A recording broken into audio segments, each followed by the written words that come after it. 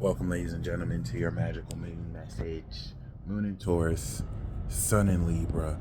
And like I said before, you know what I'm saying? If you peep my full moon video and ceremony, yeah, just be mindful that the full moon represents a 180-degree opposition.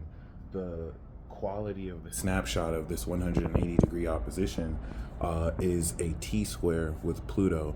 180-degree oppositions and 90-degree or 270-degree squares denote outside influences relative to the conjunction space that's going to align to your identity. 180 degrees that's going to align to other people. So that's really the science around the conflict necessary in order to define your character.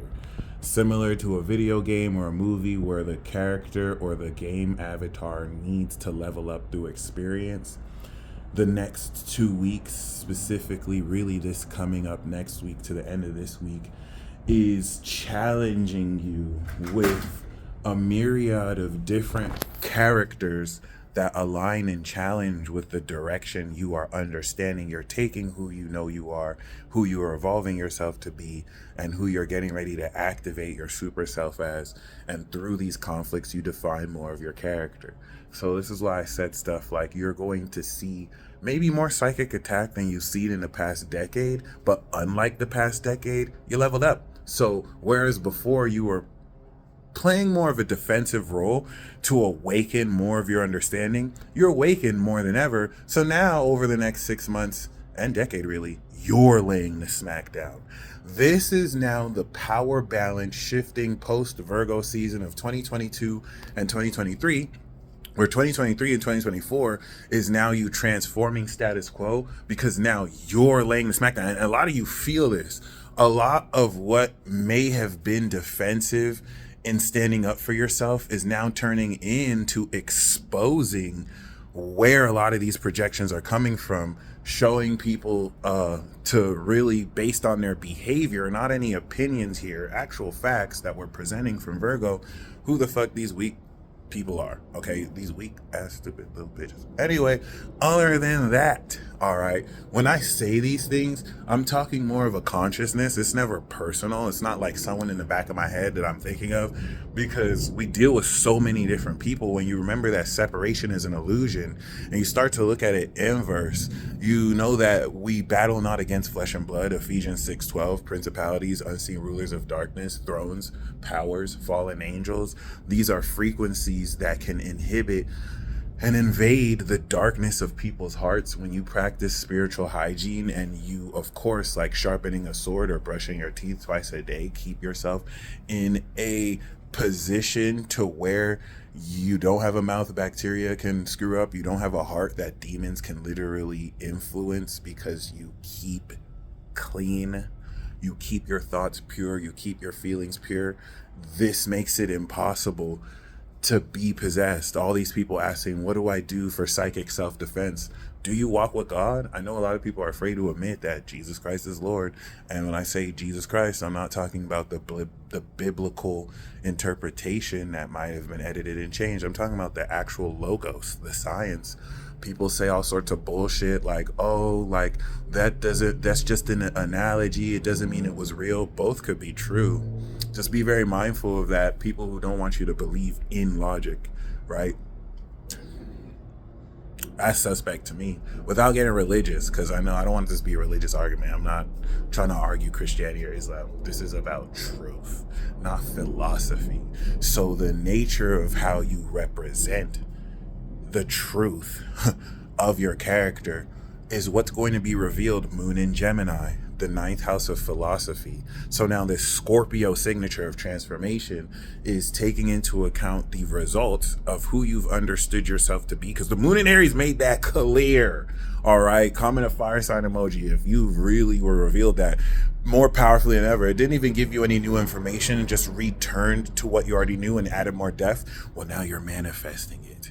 The moon in Taurus is adding more realness. You are literally understanding the real physical basis that transforms your social expression, because now that you are harvesting the power that you will now, of course, apply in this polished sense, the understanding of these natural values of who you are, where you are, and understand yourself to be, is enabling you to now manifest the qualities of these values, so that psychologically the way you actually express them socially to others will, during the next couple of days, literally transform the psychological basis around how specifically you socially interact. And now that's relative to harvesting a change of your behavioral patterns from the new moon in Virgo. So now that you are harvesting the power of character that aligns to these new habits, that of course is going to transform how you actually present yourself with these new habits towards people. It's like you used to allow people to enable you. Now you understood that you're somebody who does not need to give in to addictions, and now you stop and kick an addiction. Now the way you interact with these people with these new habits is as someone who is not easily enabled. And this is where you're going to start to see the philosophical nature of the truth about that moon in Gemini. This is all that's preparing you for the final part of the harvest. The strongest part of this harvest is now, and now let's add more layers to it. Jupiter and Uranus. So you are now also feeling into the expansion of this evolution of value. This is where like people in their projection of insecurity snitch on themselves with their own actions, where they could love bomb you. They could like pretend that you know, at the time it's cool that you agree with them until you call them out, and now they completely switch. Now it's just like, oh, you're this, you're that. And like, this is an element of self-esteem and security. Don't get caught up on people being insecure. That's just going to drag you into their vibration, their conflict, their plot. This is going to expose and reveal the quality of confidence, of actual integral values that, based on their fruit, you'll know them. Okay, this is what's going to highlight and trigger this inauthenticity and this sense of lack of confidence that, with the 8th house of other people, will, in your interactions with other people, show you who to rest on what they have and who is trying to leech off on others in order to gain more attention or do what it is what they want to do. Because a lot of these facets are unconscious. People don't just really wake up and decide to hurt people. Hurt people hurt people. These idiosyncrasies are very nuanced in a way where you're not going to get most people to believe that the reason why they're acting like a weak little bitch is because they're insecure within. People have pride.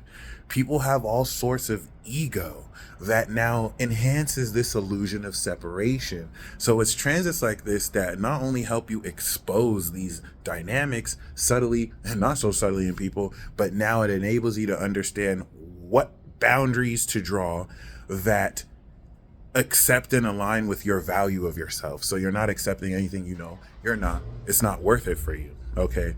But with Jupiter and Uranus here conjuncting, remember, every planet that the moon conjuncts initiates a 28-day cycle relative to the sun position that's going to show you the dial of the hour of what nature it is in. Let's give an example. When we had the Taurus moon conjunct Jupiter and Uranus while in Leo season, this represented the activation of this 28-day lunar cycle relative to the seeds we planted with the Jupiter conjunction and Uranus conjunction being now 90 degrees. We're watching the seeds break through the ground. Now that we're back here during Libra season, this is the point of final integration before we harvest those seeds. So at this stage, by the time we come back here 28 days again from now, and the sun is opposite in Scorpio, this is going to create a completion harvest to where we now start to be aware of this pure and much deeper psychological ways. The Libra integration, King Kong's point, is having us feel moon into this evolution, Jupiter, of the sudden awakening of our physical supernatural senses, Uranus in Taurus, moon, Jupiter, Uranus in Taurus. We are understanding concerning the evolution of the awakening of our supernatural senses.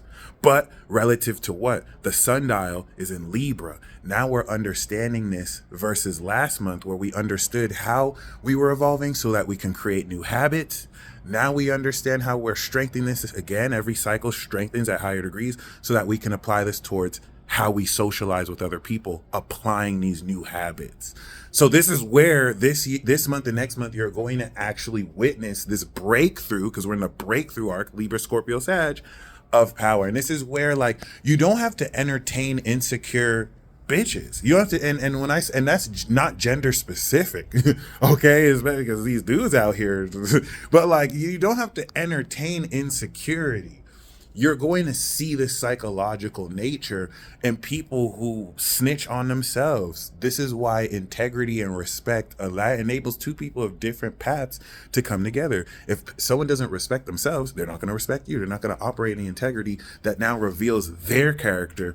And in their ego, they're blind to the fact of how they're trying to make other people look bad, and they look delusional, they look stupid. So this is where, the proverb, if you argue with the fool, a passerby is going to look at both of you as fools. Let this period let you know what and who to draw boundaries towards, but to own your worth, because you're going to be more aware of what about your character triggers, what about the authenticity of your character triggers inauthenticity in others, and what about your authenticity aligns with the authenticity of others so that you can develop deeper intimacy. That's the other part of the 8th house, and other people's resources, which will also begin to see more transformation of your finances relative to who you're partnering with and who you're also able to work with as well. So with that Taurian conjunction, a lot of ignorance is going to be revealed once again, because it's easy for a lot of people to lash out and speak against what it is they don't like. But whether that actually is based in reality, this is the most important thing.